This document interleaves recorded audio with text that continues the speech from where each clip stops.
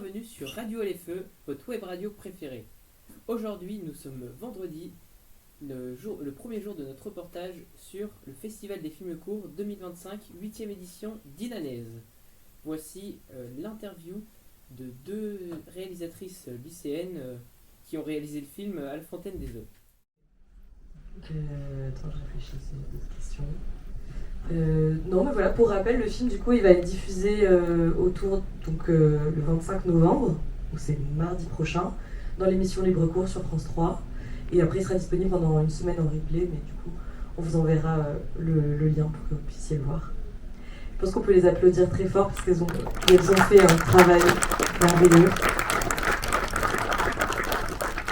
Et voilà. C'est bon. Bonjour, donc moi c'est Saskia et aujourd'hui on est au Festival Film Court de Dinan, donc on est la 8e édition et on vient juste de sortir un assemblage de plein de films courts de la production Femmes et Cinéma. Donc là on est avec Léana et Romane qui sont des anciens élèves de la Fontaine, enfin anciens, Léana est plus jeune, mais voilà. Et donc ils ont sorti un film. Est-ce que vous pouvez me parler de ce film ?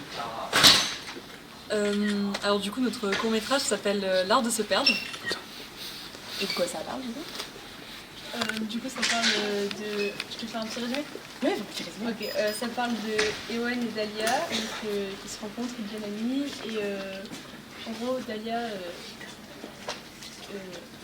oui voilà, Dahlia... C'est pas grave, je sais pas comment c'est pas grave. Donc, ça parle de Ewan et Dahlia qui se rencontrent, qui deviennent amis et Dahlia, sa problématique c'est que c'est une personne hyper extravertie et elle est en couple avec Charlie, du coup une femme et elle n'arrive pas à le dire à ses parents parce que voilà, elle a un peu peur, voilà, et Ewan lui il est beaucoup plus introverti et il fait du sport et dans son équipe de sport il y a des mecs qui sont vraiment des gros machos et du coup au fil de leur relation les deux arrivent à régler leurs problématiques et donc Dahlia annonce à ses parents qu'elle sort avec Charlie et Ewan recale entre guillemets les machos sur le film. Ok. Et ça c'est trop top. Donc le but de cette rencontre du coup dans le court-métrage c'est que les deux personnages prennent confiance en eux et voilà. Et du coup tous les films que vous avez vus là, vous pensez que c'est un peu la même thématique à chaque fois ? Est-ce qu'il y a des différences dans les histoires, les thèmes abordés aussi ? Je crois qu'on est le seul court-métrage à avoir abordé les thèmes LGBT. Sinon on a vu pas mal de courts-métrages parlant des violences faites aux femmes. Et du coup c'était des thèmes à chaque fois assez larges, enfin les sujets n'étaient pas redondants en tout cas. C'était quoi votre préféré ? Moi je crois que c'était Cocotte. Ouais, moi aussi. J'ai trouvé très poétique, mais dur à la fois. Moi aussi. Ok. Et du coup, le tournage, ça s'est passé... J'ai fait partie du tournage, donc j'étais là aussi. Donc ça s'est passé en mai. Est-ce que ça s'est bien passé ? Qu'est-ce que vous en avez pensé de ce tournage ? Ça s'est passé sur 3 jours, c'est ça ? Oui, sur 3 jours. Du coup, c'était passé sur 3 jours. On était avec une équipe professionnelle de Femmes et Cinéma et du coup, c'était super chouette parce qu'on a pu... elles nous ont montré vraiment comment utiliser une caméra, le son, et c'était vraiment chouette de pouvoir comprendre ce qu'il y avait derrière un court-métrage.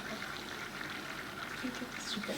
Est-ce que vous avez une anecdote à part de ce tournage ? Sur la plupart des scènes, on était vraiment très en pleine crise d'allergie. Vraiment, vraiment fort. Parce que c'est dans la nature. Voilà, les scènes extérieures, en fait, il y avait un gros soleil, grosse allergie au pollen, on était obligé de reprendre, on a coupé les scènes parce qu'on avait les yeux gonflés, rouges, bref, voilà. Mais non, c'était très chouette. Oui. Donc, super. Trop bien. Est-ce que vous pensez que vous allez continuer à faire des films tout le temps, ou est-ce que vous allez chacun de votre côté, est-ce que vous voulez continuer à faire des films, aller dans le cinéma ? Est-ce que c'est quelque chose qui vous intéresse ? On parle de l'avenir. Oui, l'avenir, complètement. Moi, là, en ce moment, je fais pas du tout de cinéma. Après, je trouve ça chouette comme expérience. Je sais pas si c'est un truc qui m'attire, mais en tout cas, c'était très chouette comme expérience. On était bien accompagnés. Et du coup, voilà. Okay, super. Un petit mot de la fin ? Merci Femmes et Cinéma. Super. L'art de se perdre passera sur France 3 dans la nuit du 24 au 25. À minuit. Mardi soir. Non, à minuit 30. Mardi soir. soir. Donc soyez présents. Et dormez quand même, Mais pas trop. allez le voir quand même. Merci. C'est en replay, sinon. C'est en replay, si en replay. Curieusement, dans l'état actuel des choses, mais ça va changer très fort puisque l'IA n'en est qu'à ses balbutiements. L'IA a beaucoup de difficultés à faire des mains correctes. D'ailleurs, beaucoup de personnages ici, je ne sais pas si vous l'avez remarqué, même des personnages qui ont l'air relativement normaux, comme les jeunes filles que vous voyez, des espèces de jumelles. Regardez, en fait, si vous regardez bien, elles n'ont pas des mains normales.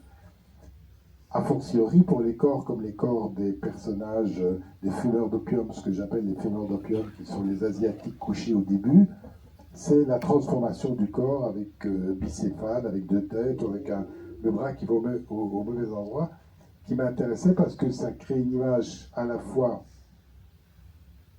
surprenante, un peu choquante, mais en même temps très humaine. Et ce qui est valable pour le corps l'est peut-être aussi dans d'autres domaines.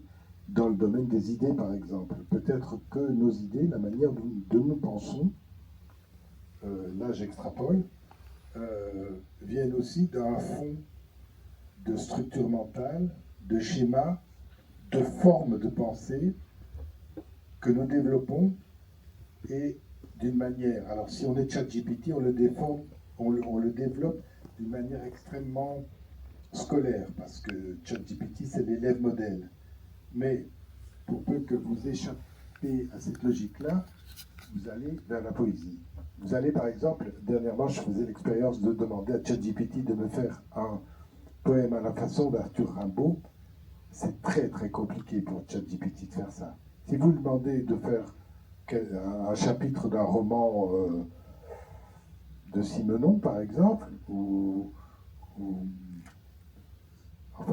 d'un auteur qui écrit des romans réalistes qui ont des gros succès publics, il n'a pas tellement de difficultés parce que les codes sont extrêmement rigoureux. Dès qu'on entre dans le registre de la poésie, c'est-à-dire de l'écart, l'intelligence artificielle a des difficultés. Mais paradoxalement, je dirais presque sans le vouloir, la machine, l'ordinateur, si vous lui laissez un champ assez libre, parfois produit de la poésie. C'est ce qui, moi, m'a intéressé ici dans le choix des images pour accompagner cette histoire.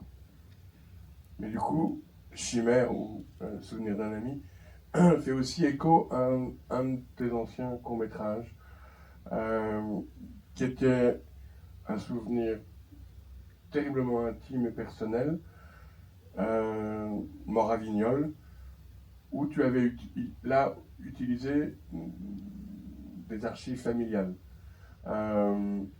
Et finalement, que ce soit de vraies archives familiales ou de faux souvenirs, finalement, l'image mentale d'un souvenir, même si elle se fonde sur une réalité, elle peut aussi être constituée d'autre chose que la réalité.